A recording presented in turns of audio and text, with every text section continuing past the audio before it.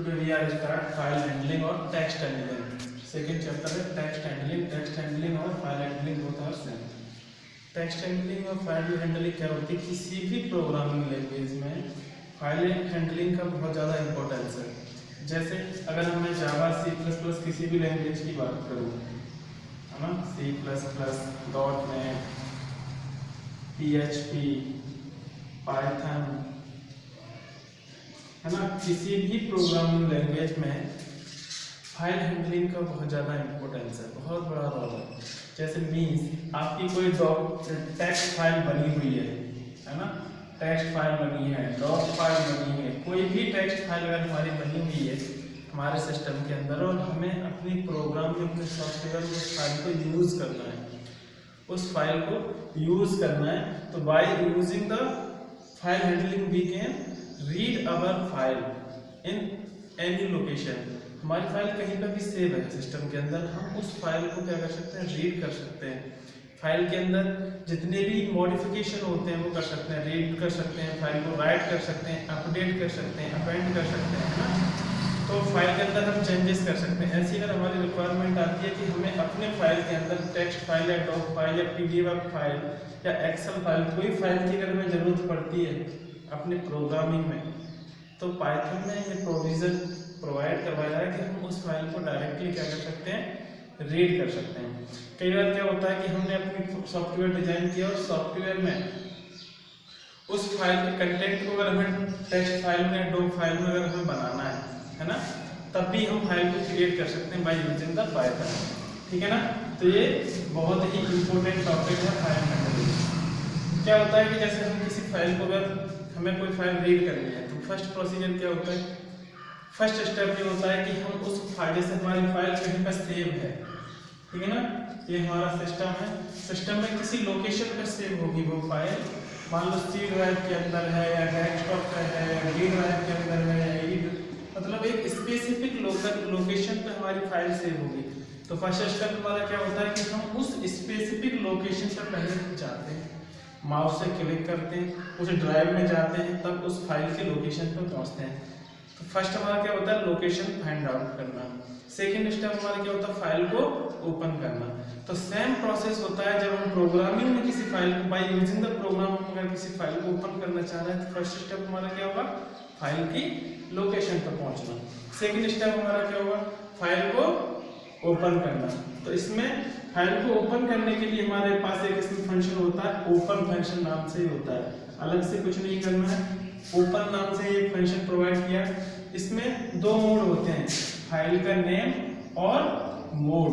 मतलब मोड का मीनिंग ये है कि आप उस फाइल को किस पर्पज से ओपन कर रहे हो, रीड के लिए कर रहे हो, है ना, फाइल को राइट करने के लिए कर रहे हो. ठीक है ना.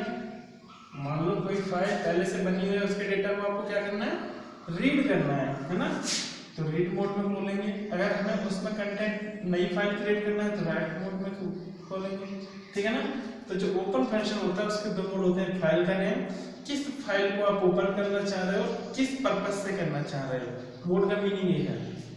जैसे मैं एक एग्जाम्पल की बात करूं, मैंने एग्जाम्पल लिया एफ क्या है, वेरिएबल का नेम इक्वल्स टू ओपन. ये एक फाइल का नेम हमने दिया है abc.txt. abc.txt का मतलब क्या है, ये डेस्कटॉप पे फाइल हमारी सेव है. ये फाइल हमारी कहाँ पे रखी हुई है, डेस्कटॉप पे रखी हुई है.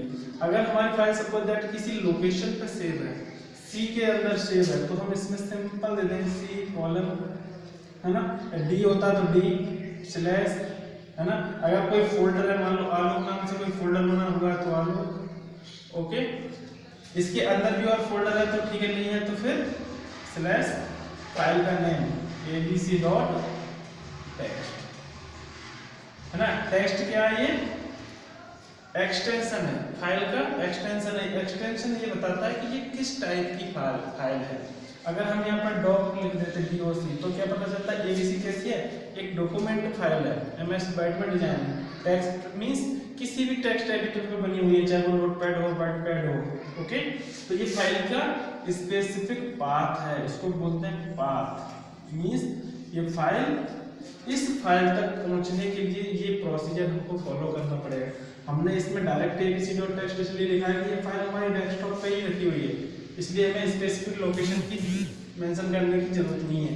अगर कहीं फाइल हमारी स्पेसिफिक लोकेशन पे है तो लोकेशन हम इसका फाइंड आउट करेंगे। इसका सिंपल वे ये है कि आप लोगों को कंफ्यूजन हो तो जैसे हमारी फाइल है, मान लो डी ड्राइव के अंदर है, आप माउस से क्लिक करो, है ना, जिस फोल्डर के अंदर होगी उस फोल्डर में जाके फाइल पे क्लिक करोगे तो जो हमारा डेस्कटॉप का सर्च होता है, जो डेस्कटॉप पे जो सर्च होता है यहाँ पे, वो उसमें फाइल का पूरा लोकेशन आ जाती है। इस पर क्लिक करके इस लोकेशन को कॉपी कर लो, कॉपी करने के बाद यहाँ पे पेस्ट कर लो, अपने आप पाथ यहाँ पे आ जाएगा। आपको इस पाथ को याद करने की जरूरत नहीं है, जहाँ पे फाइल आपकी रखी हुई है उस लोकेशन को आपको क्या करना है, यहाँ से कॉपी करके यहाँ पे पेस्ट करना है, ठीक है ना। तो ये तो हो गई। नेक्स्ट क्या है, आर मींस किस मोड में फाइल को हम ओपन कर रहे हैं, इसको हम कर रहे हैं रीड मोड में, मतलब ये फाइल पहले से बनी हुई है, उसके कंटेंट को हमको क्या करना है, रीड करना है, डिस्प्ले करवाना है। प्रिंट फंक्शन आप लोगों को मालूम ही, by using the print function we can display our data on the screen. हम अपने डेटा को स्क्रीन पर डिस्प्ले करवाने के लिए प्रिंट फंक्शन का यूज करते हैं। f.read, f.read एक मेथड है, f.read एक मेथड है, f एक वेरिएबल है। ये रीड मेथड क्या करेगा, इसके अंदर जो भी कंटेंट हैं उनको रीड करेगा और प्रिंट फंक्शन क्या करेगा, उनको स्क्रीन पर डिस्प्ले करवा देगा। तो ये पूरा एक एग्जांपल है। नेक्स्ट हमारा क्या है, अगर अभी हमने क्या किया रीड मेथड में, रीड जो मेथड है हमारा, रीड जो फंक्शन है, ये बाय डिफॉल्ट क्या है, हमारे सारे कंटेंट को, जितना हमारे फाइल के अंदर जितना डेटा है उसको सबको रीड कर लेगा। लेकिन हम चाहते हैं कि इसकी एक स्पेसिफाइड लेंथ फिक्स करें। सपोज दैट हमारे फाइल के अंदर 100 टेक्स्ट है ना, 100 टेक्स्ट है, हम चाहते हैं इसमें इनिशियली 10 टेक्स्ट केवल जो 10 वर्ड 10 कैरेक्टर वो डिस्प्ले हो, तो हम इसके अंदर नंबर ऑफ साइज स्पेसिफाई कर सकते हैं। f.open ये पूरा लाइन सेम है। Print f.read, f.read means 5। अब ये क्या है, इनिशियल स्टार्टिंग से ओनली 5 कैरेक्टर को क्या करेगा, डिस्प्ले करवाएगा। रेस्ट ऑफ डेटा हमारा कैसा होगा, डिस्प्ले नहीं होगा। सिर्फ कितने कैरेक्टर डिस्प्ले होंगे, ओनली 5। फाइल के कुछ मोड है, ओके। फर्स्ट मोड है रीड, अगर हमने यहाँ पे आर यूज किया तो रीड मोड।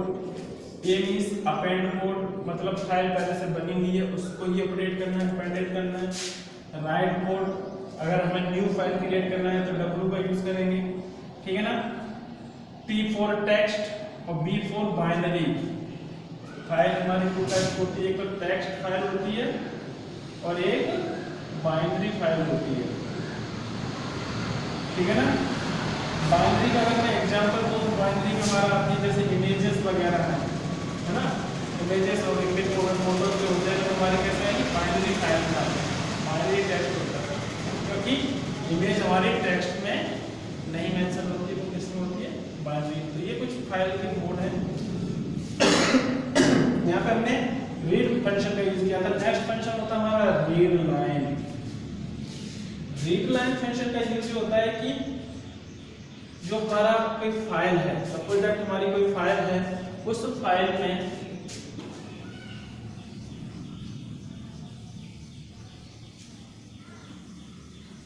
हमारी कोई टेक्स्ट फाइल है, डॉक्यूमेंट फाइल है, सपोज दैट ये हमारी फाइल है, ओके। इसमें ये कंटेंट है, लाइन बाय लाइन है, ये हमारी टेक्स्ट फाइल है abc.txt,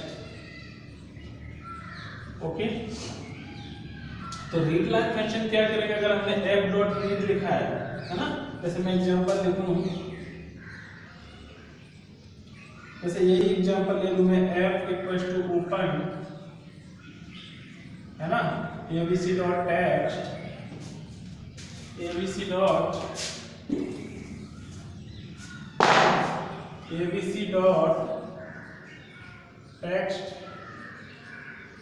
ओके, एंड r, और मैंने लिखा प्रिंट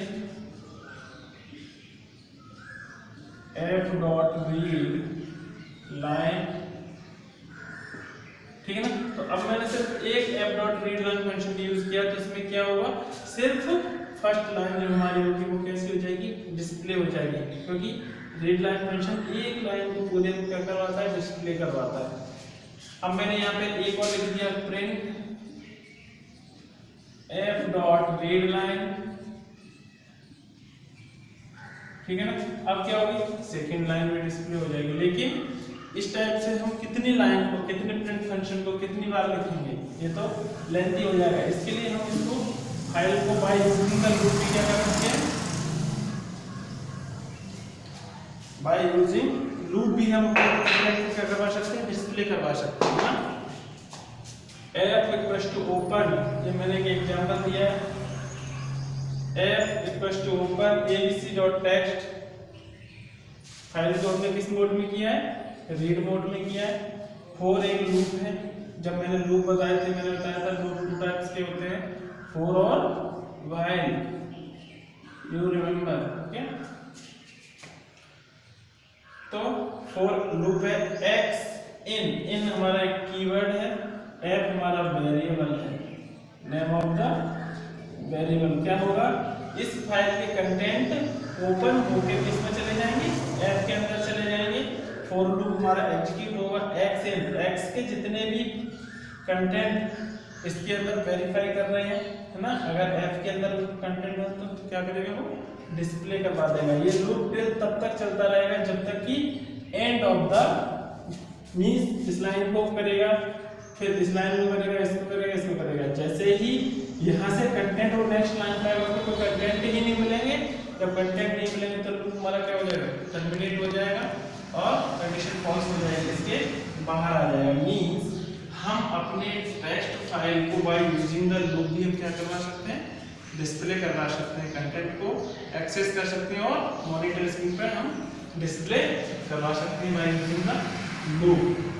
रीड लाइन मेथड क्या होता है, लाइन बाय लाइन अगर हमें नंबर ऑफ लाइन क्या करनी है, डिस्प्ले करवानी है। अब इसमें लॉजिक बनते हैं, लॉजिक खुद से बनते हैं। मैंने कहा ये हमारी फाइल है, आपसे कोई बोलेगा कि ये आपकी फाइल है और हमको इसको अल्टरनेटिव वे में डिस्प्ले करवाना है ना। पहले ये लाइन डिस्प्ले हो जाए, इसको मिस करना है, फिर ये डिस्प्ले हो जाए, इसको मिस करना है, फिर ये डिस्प्ले हो जाए। तो इसका क्या लॉजिक होगा, how to we display this format, क्या होगा, ऐसा एक लॉजिक लगाना है ना। जब फर्स्ट लाइन हमारी क्या हो जाएगी, डिस्प्ले हो जाए, तो अल्टरनेटिव वे में हमारी कौन सी, ये हमारा फर्स्ट है ना, सेकेंड हमारी इवन है, थर्ड हमारा ऑड है, फोर्थ इवन है ना। तो इसमें क्या हो रहा है कि जो डेटा हमारा कौन सा डिस्प्ले हो रहा है, जो इवन नंबर पे इवन नंबर ऑफ लाइन क्या हो रही है, डिस्प्ले हो रही है, ऑड नंबर पे हमारा हो रहा है ना। तो इस टाइप से लॉजिक लगा के इस ऐसे कंटेंट को भी हम डिस्प्ले करवा सकते हैं। Okay, thank you.